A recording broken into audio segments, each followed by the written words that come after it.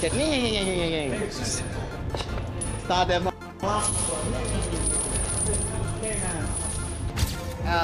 Jake Paul might be too big for him, or Tank might crack him. You don't know.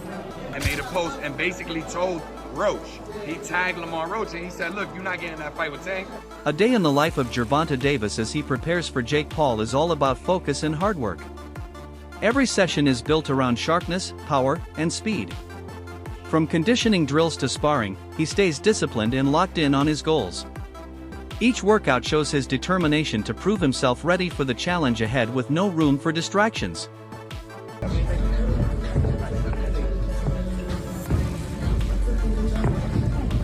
Rolando Romero's comments bring a balanced perspective to the Jake Paul vs. Gervonta Tank Davis fight. He emphasizes that Tank's legacy is safe regardless of the outcome. As a world champion who has already accomplished significant achievements in the sport, Davis does not need to prove himself against Jake Paul. Romero acknowledges, however, that Jake's size is a legitimate factor. Being naturally bigger gives Paul an advantage physically, but it does not diminish the accolades and respect Tank has already earned. Might be too big for him, but like Jake Paul might be too big for him, or Tank might crack him. You don't know. Like I said, like, or as an exhibition, we don't know if they throw at each other or not, or we don't know. I don't know. I can't give an opinion because I don't know what's going on. Do you think it impacts, like, will it impact Tank's legacy if Jake Paul were like to beat him or even like knock him out? Dude, Tank's a 3-division world champion, a 4-time 3-division world champion. At the end of it, bro, you can't take anything away from him. You know, some people trying to give, that's fair, some people trying to give Tank a hard time. They're saying like he should have took a fight with Lamar Roach or Shakur Stevenson. But when you think about it, do you think this is business and look, he's getting a bag, or is there some validity to people saying that he ducked Roach? I mean, there's still other options, you know. It's like, bro, you can't be mad at somebody for doing what they feel is best for them. It's the same way Roach feels Tank is the best option for him. Same way that Stevenson thinks Tank's the best option for him, or like all this stuff, right? Paulie Malignaggi highlights the critical distinction between experience and size. While Jake Paul has grown in popularity and physicality, Malignaggi insists that boxing experience outweighs brute strength. Gervonta Davis has fought on the biggest stages, headlined massive events, and faced elite competition. No matter how big Jake Paul is, he cannot match the years of training, ring IQ, and adaptability that Tank brings. Malignaggi's assessment leans on the idea that in boxing, skill and experience often decide outcomes over size alone. I think Davis is more to lose because he's the bona fide world champion. I don't care if he's much smaller. I think Jake Paul has sort of plateaued as far as where his boxing is concerned. It's rather low level. Yeah. He's big, he's physical, he's strong, he can hit. So there is that risk. You know, Davis, you know, at lightweight, you're in a moment where it's too physical for you, you can clinch. Against the heavyweight, where you clinching? You ain't getting out of that corner just clinching anymore if you run out of space. You know what I mean? So it's interesting. But Davis, listen, there's a lot of talking points that I'm sure we'll get into when this gets closer to the fight. Davis can still punch at lightweight. Can he drop a heavyweight? You know, there's a lot to gain there, right? If Davis knocks, the answer is yes. If Davis drops Jake on his ass, as much as Davis is the one with more to lose, it's still a highlight moment. A visual that will stay forever. Yeah, but if you get dropped, even if you're smaller, you're still a world champion in multiple weight classes. If you get dropped, you know, what's the look? What's the feel? On the inside, as boxers, me and Chris Algieri, the champ, even you, Jimmy, you have fight experience, so we know that the risk is a big guy that big hits you're probably going down if you're a small guy, if he hits you clean. So we know the risk, but how does it look to the public eye who don't understand that? You know what I mean? The public. So there is a lot to lose, though. There's a bit to gain. I wouldn't necessarily have an issue with this had Davis's career arc been one that benefited boxing. Davis was manufactured and put into a position where he's supposed to benefit boxing, and I don't think he has. I think he's hurt boxing. So by giving him this reward, that's my problem. Why are we watching this? Why don't you make him earn his spot that he still hasn't earned, mind? Teofimo Lopez frames the event as more spectacle than sport. In his eyes, the fight is not about legacy or rankings, but about entertainment and financial gain. He acknowledges that both Jake Paul and Gervonta Davis stand to make enormous sums, and that should not be overlooked. While it may not carry the weight of a world championship contest, Lopez believes it is still good for boxing. By drawing mainstream attention, even an exhibition-like fight can generate new fans and extend the sport's reach. He invested on it, and I'm actually very happy for Gervonta and Jake. I really am, man. It's good for the sport in some way, you know? So a heavyweight versus a lightweight. Yeah. You gotta fly hit me, yeah. A heavyweight versus a lightweight. How's this gonna work? Hey, they make it work. It's an exhibition for a reason. So, you know, they know what they're doing. And, you know, shout out to Netflix and shout out to both of them, honestly. Like I said, I think a lot of people in the boxing world are kind of upset. I could care less. I think they're going to go out there and make their money. It falls on the number 8 for a reason. They're going to make a lot of money. Have you got a prediction for that fight? My prediction? A show. A show. Well, clearly it's a show, but when you've got a lot of people underestimating Jake Paul once again, but when you've got a heavyweight boxer who knows how to throw punches and knows the basics against a lightweight, it's quite a difference. I mean, have you sparred heavyweights before? Yeah. Competitive sparring in the ring? Yeah, it's not the same. It's not the same, not at all. Definitely got to move. I've actually played around a few times, went through between their legs just to duck around. But yeah, because they're taller, you know. But I think for that competition, that fight, it reminds me a lot like Big Show, The Big Show, and Floyd Mayweather when they fought in WrestleMania. Yeah. Mm-hmm. And will that end the same way? Possibly. Maybe some brass knuckles in there too. Can you see Jake Paul knocking out Gervonta Davis? It's boxing, man. And if it's a show like this, anything goes, anything happens. Nate Diaz, known for his blunt honesty, dismisses the matchup entirely. For Diaz, the fight offers no genuine competitive value. He argues that no matter who wins, the outcome does not enhance either fighter's career in a meaningful way.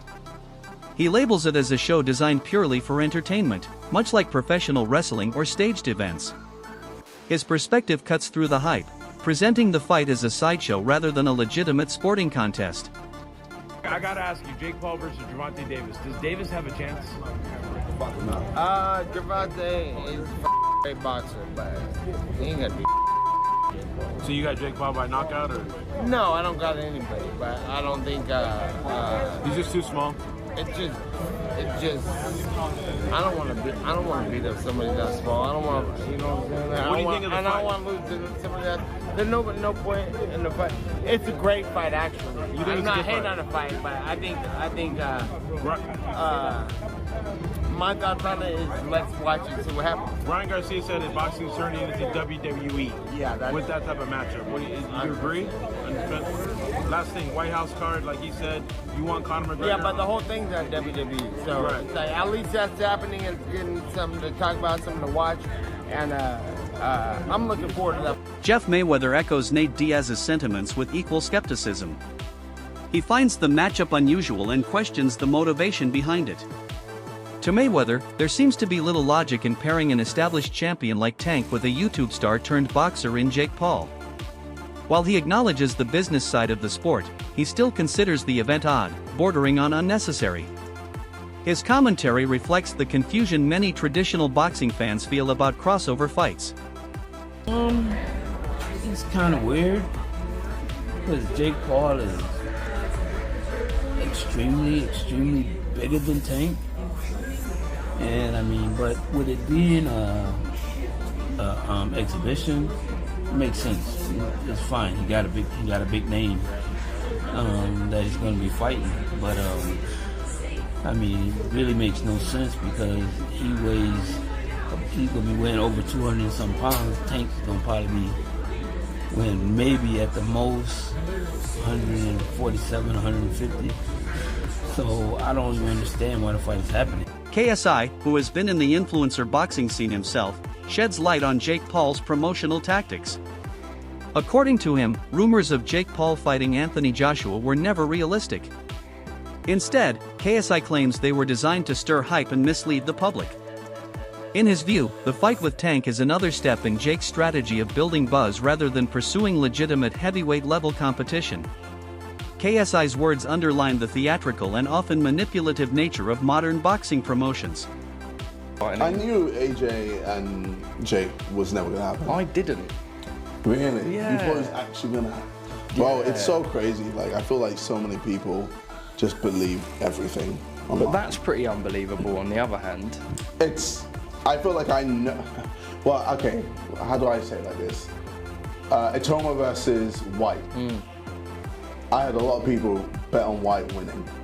And I'm there like, you guys don't watch boxing, do you? You just look at a record and go, oh, Dylan's fought many more people than Itoma. That record says a lot. Itoma's like 18, not 18, Itoma's 20, inexperienced, round one. Like, I just knew Itoma was gonna just destroy him. And I think a good fight for Itoma would be him and Wilder. I think that'd be a very good fight. BJ Flores, who has trained Jake Paul extensively, takes a more positive stance. He believes that Jake's long-term development lies with cruiserweights and heavyweights where his natural size fits best. However, Flores acknowledges that the Tank Davis fight opens doors. By sharing the ring with a champion, Jake elevates his profile even further. This in turn will create new opportunities with bigger opponents in higher weight divisions. Flores suggests the Tank fight is more of a stepping stone for Jake's boxing journey. Funny story, so one of my good friends, Armani, he has been working with Jake Paul for the last 2 years. There was a little time where Shane wasn't there with Jake, and Armani called me up and said, hey BJ, will you come down to Big Bear and spar with Jake? And I'm like, you want me to spar with Jake? I'm thinking to myself, you know what I mean? I'm like, yeah, he's beating up all his sparring partners. We come, I was like, all right, I mean, fine, I'll go down there and do it. I have been inactive. I haven't done anything for like 8 months, but I was like, okay, I'll go down there. So we spar a couple times. After that, they decided I was too big for him, and it's better if we just not do it. And, then they asked me if I would be interested in like working the mitts with them and helping him with the combinations, because I was hitting him with some combinations they hadn't seen before. And I said, we can teach him all those things and have him doing all those things. And so I started working the mitts with him and helping him out on the mitts. And he told his trainers and everybody, they're like, man, I want BJ around for the entire camp, because I'm getting better. My job is like Shane does the advice in the corner and I do the mitt. Respected journalist Gareth A. Davies has not held back in his criticism of the upcoming fight, labeling it a circus fight that prioritizes spectacle over substance. He argues that while the event may capture attention from the wider public, it undermines the credibility of boxing as a serious sport. According to Davies, the glaring mismatch in weight and natural divisions strips away the essence of fair competition, replacing it with a spectacle designed purely for financial gain. His critique highlights a broader concern that boxing is increasingly drifting into the realm of entertainment-driven events where showmanship overshadows athletic merit. I think we've gone out of the frying pan and into the fire, because we thought we were going to get Jake Paul and Anthony Joshua very soon. We'll speak to Frank Smith about that in the next section, obviously. Eddie Hearn was teasing it to me personally last week, £80 million on the table for Anthony Joshua to fight Jake Paul, but 8 inches in height difference, 7 weight divisions between them, 5 stone, 70 pounds between them. It's a joke. It's a circus fight, as opposed to a disgrace of a fight, which was Anthony Joshua and Jake Paul. At least you feel in this you've got quite a poor, very big one against a pound-for-pound, brilliant, unbeaten little un. And the little un who'll come up to his navel will hit him with a lot of body shots. I said in the week to Danny Kelly and Charlie Brooker that, do I mean Charlie Brooker? No, Baker. Charlie Baker. That Charlie Brooker's a different person altogether. That he'll be throwing the Superman punch, the leaping left hook. It's going to be a very odd thing. It's called, in inverted commas, an exhibition bout. But everybody in boxing who is a name doesn't mind going in with Jake Paul, because they know they're making millions of dollars. And that's the only reason that Gervonta Davis, who's being called the poison little elf by Jake Paul, and it'll be fun in the build-up. Everybody in boxing knows they're guaranteed to make millions of those silverbacks, those greenback notes that they give out in America, and they give them out for fun when Jake Paul fights. So he's not going to say no to it. But can you pick a winner in that fight? I don't want to. Jesse Vargas Jr. offers a different take, focusing on the element of surprise. In his view, the unpredictability of the fight adds intrigue. He admits that the matchup was unexpected, and for that reason alone, it creates excitement. Fans thrive on novelty, and Vargas Jr. highlights how this fight delivers it. Whether it's a good or bad thing, he believes the shock factor makes it worth talking about. You know, the way we dress, or this generation, as far as like fighters, they relate to more who's more popular. You know, that's why we're seeing the Jake Paul versus Gervonta fight, which is, bro, that's crazy to me because we would never see that, and you know, back in my dad's day, but now we're getting this, and it's just like, fuck it. I mean, people are gonna see it, bro. So it is what it is. But whether people know him more or not, or me, it doesn't matter. You know, I know that he's coming, and he's coming game, and he wants to make a statement as well. So we're just coming to interrupt those plans. You know, this is boxing, and you know, I'm so excited to demonstrate my skills. I could box, I could counterpunch, I could bang when I want to, and I'm gonna demonstrate that. I'm gonna do what I want to do in there. Come September 13th. Yeah, you know, we spoke about this a little bit earlier. Yeah. But it's a 10-round fight. You know, could be a different pace of a fight. But what do you think is like the key for you to get this win, regardless if it's a knockout or if it goes all 10 rounds? I think just be smart. Be in there, be smart, be first, and do what I do. I think if I try to do a little too much, like my dad says, when you try doing too much, it looks you're trying too hard. So only thing I gotta do is just come in the best shape possible. If it goes 10 rounds, then it goes 10 rounds. You know, we're doing 12 rounds of sparring, so if it needs to go to 10 rounds, we'll have the gas tank to go. You know, I don't know if he's gone a full 10 rounds. You know, I haven't, so it'll be something for fight day. You know, if we do end up going the distance that we end up going. Wade Plem argues that Jake Paul has breathed new life into boxing by attracting audiences who might never have paid attention to the sport. He points out that Jake's influence has been especially strong among younger viewers who prefer entertainment-driven events over traditional matchups. While purists criticize these fights as gimmicks, Wade sees them as a necessary evolution.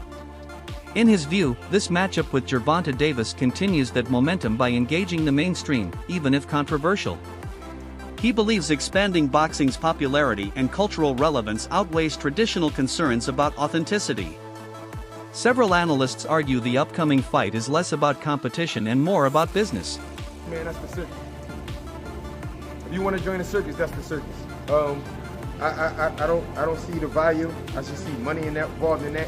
If they want the money, if that's what they want to do, then go ahead and go ahead and get the money. But other than that, I'm not. You got a guy, Jake Paul, that's what, 6'3", 6'4", almost. Then you got a guy, Gervonta Davis, that's like 5'5", a little guy. Yeah. Y'all gonna try to, who's 200 pounds, just for Mike Tyson there, I'm gonna throw him in there with a 135. It's just a circus, and that's what they want to do to get money, to generate money in the sport of boxing instead of Gervonta Davis. This is a legacy fight. He was supposed to fight Lamont Roach after this, and then he say, no. Think about it. You really can't say too much. When you say Gervonta Tank Davis and you say Lamont Roach. For Paul, the bout delivers massive exposure, credibility, and financial gain. Whether he wins or loses, analysts describe it as a calculated move to expand his brand, attract a wider fan base, and secure lucrative opportunities in the boxing market. The ripple effect of the fight also impacts other fighters like Lamont Roach. Analysts note that since Tank is tied up with Jake Paul, a rematch with Lamont is off the table. However, this does not leave Lamont without opportunities. The boxing landscape is broad and Lamont has alternative fights that could build his career. Where does Lamont Roach Jr. go from here? I mean, got options. He's got options. I mean, that young kid, Kamel Moton or Morton? He's calling him out. He ain't going to do that. He's only 19. Floyd's young fighter. He can wait for the winner of Abdullah Mason, Sam Noakes. I mean, Floyd Schofield's out. Options, is what I'm trying to say. And then, look, does he want to go down a weight? Does he want to go down to super feather? Let's not forget, he's still a belt holder in that division. I mean, Shaki Foster's there. Stephen Fulton is now in the division. We saw Raymond Ford, on the weekend? Sorry, weekend. When was that fight? 2 weekends ago. So there are options out there for. That's it for today's video. Stay tuned. Until next time.